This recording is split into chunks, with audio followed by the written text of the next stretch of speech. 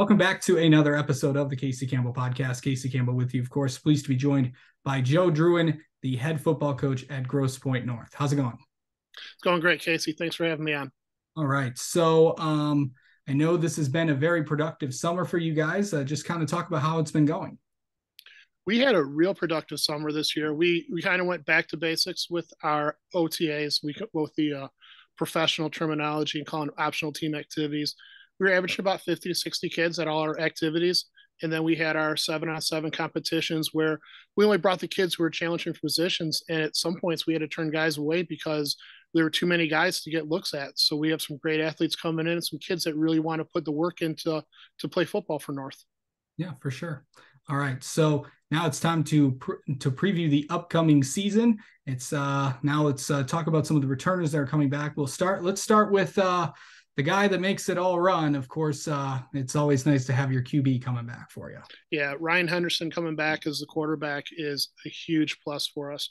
Ryan was not slated to start the season last year, and because of our quarterback at the time not being able to play the first 2 weeks, Ryan stepped in, led us to 2 wins, and we couldn't change captains midstream. And Ryan led us all the way through week 8, and we went 8-0 under his leadership behind the helmet center or under center.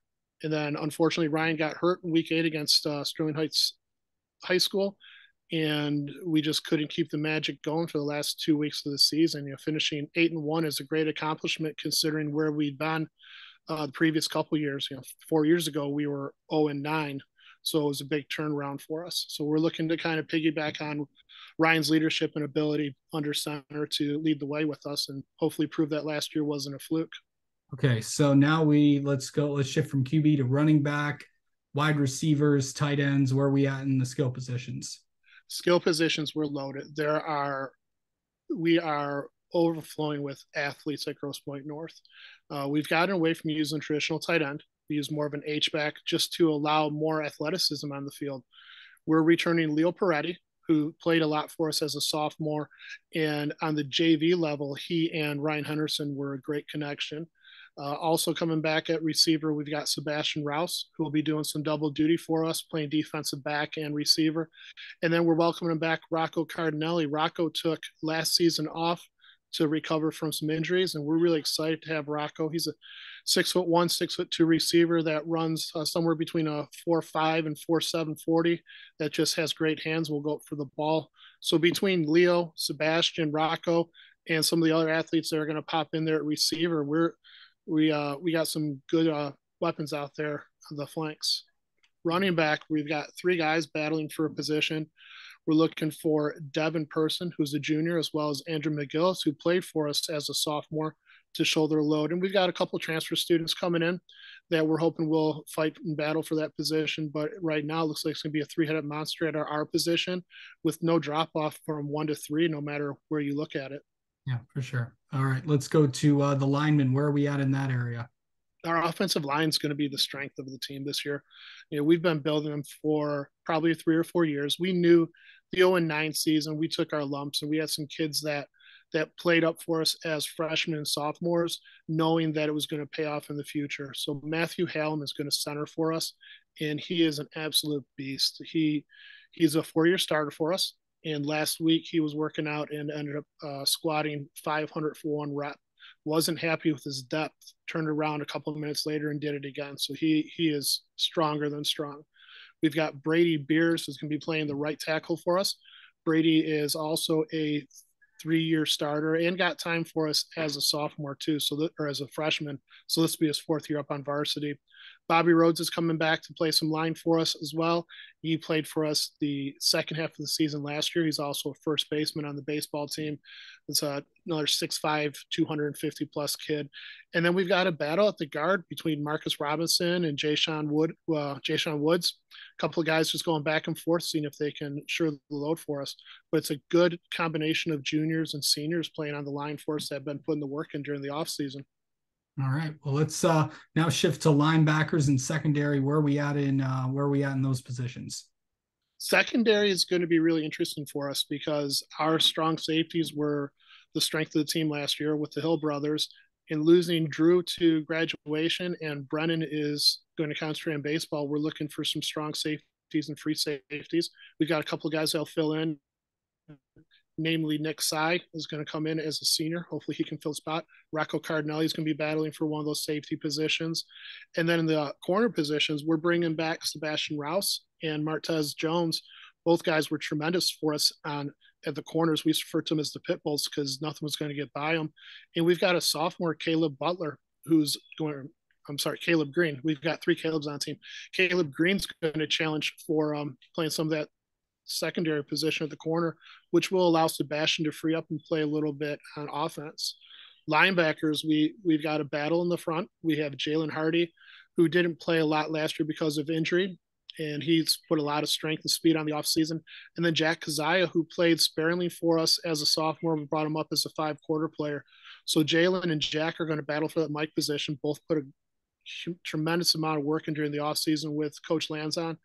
And then the outside backers are probably going to be Ethan Bailey, who are returning is a all-region player, and King Jackson is a sophomore who's going to be battling for that position and see if any other kids can come in and work something out with them.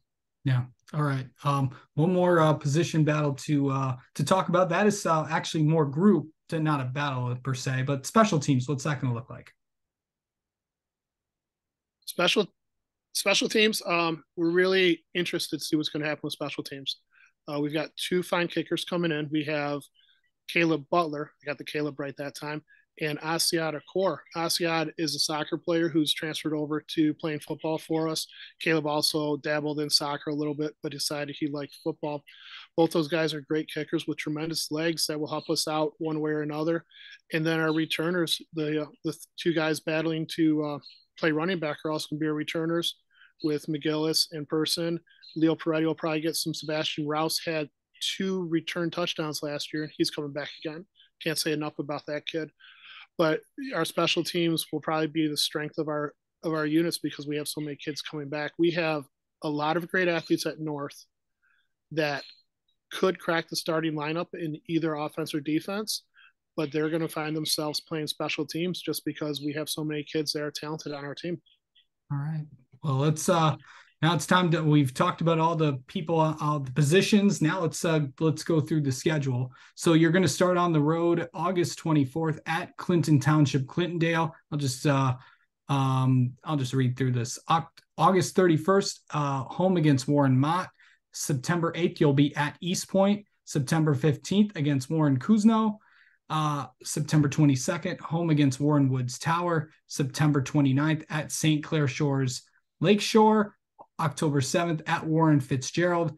October 13th at home against Sterling Heights. And then October 20th at Grosse Pointe South. So pretty good schedule, of course. And anytime you get with and after a solid year this year and just a few years ago being 0-9, just coming off a pretty good year last year. I know what's it going to be like this year going into the schedule? Well, our biggest game obviously is that first one against Clintondale.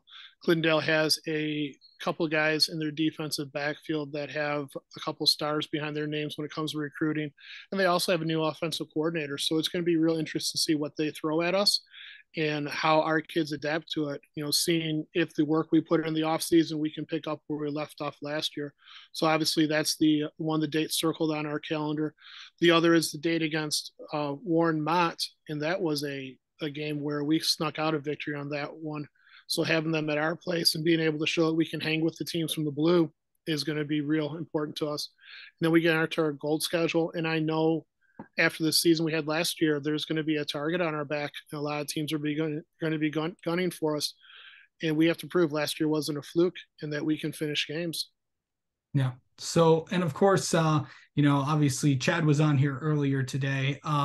So to kind of, for people that might not know, describe the Grosse Pointe rivalry between you guys and South. The best thing about this rivalry is because most of the kids are friends and most of the coaches are friends. That's what makes it more heated, because it's not only bragging rights across the schools, it's bragging rights as friendships, it's bragging rights going on through everything. North opened in 1968 and South opened in 1928. And when North opened, it was kids from South that went over to North to populate the school. So the rivalry's been heated the whole time. It's kids you see in the neighborhood. We got a couple of kids who, if they lived a block over, would be going to Grosse Pointe South. So they see each other at the parks, they see each other at work, they see each other everywhere they go in our community. The way everybody's in our community, they come back. So 30 years from now, they're going to be talking about the North South game. In my first year when I was coaching at the school across town, I had no idea what to expect, and we had about 8,000 people at that game. So people come in for the game, everyone comes back to watch the game, and it's right up there, probably one of the best rivalries in the state. Yeah. So I know a lot of coaches have used this week in so many different ways. How have you guys at North approached this? This week, we put it in the hands of the captains. We have some great leaders, Ryan Henderson, Matthew Hallam, Brady Beers, and those guys. We said run conditioning drills this week, and this was really a time for the coaches to recharge. I went up north, spent some time with my in-laws. A couple of other coaches went on vacations, and this is our time, kind of the calm before the storm, if you might say. So we're ready to come back Monday morning, recharge, ready to hit the ground. Yeah, for sure. And biggest thing is, I know these first 2 weeks are, it's like, this is like kind of like, it's a very quick turnaround because practices start on Monday. You have this week, you have next week, and we go into the scrimmage on Thursday that the following week. And then right after that, you're getting ready for your first game. So what do you want to see out of your team in these first few weeks before we head into that first game?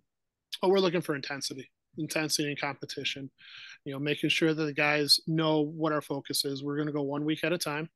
This week is going to be keyed up to basically getting us at football speed, seeing who can play what positions. The next week is going to be really seeing what we have, kind of giving the guys a test drive on offense and defense going into the scrimmage.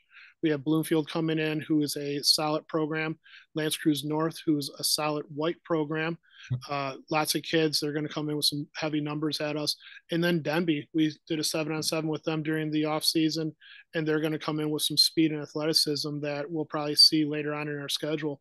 So seeing how we react to those three teams is going to be big for us. And really in the back of our mind, we're looking to Clintondale too. As we go a week at a time, there'll be about 5 minutes based on Clintondale. So we know what to expect the following week. All right. Well, Coach, thank you so much for coming on and talking with us, and best of luck to you guys this year. Thank you. Thanks for having me on.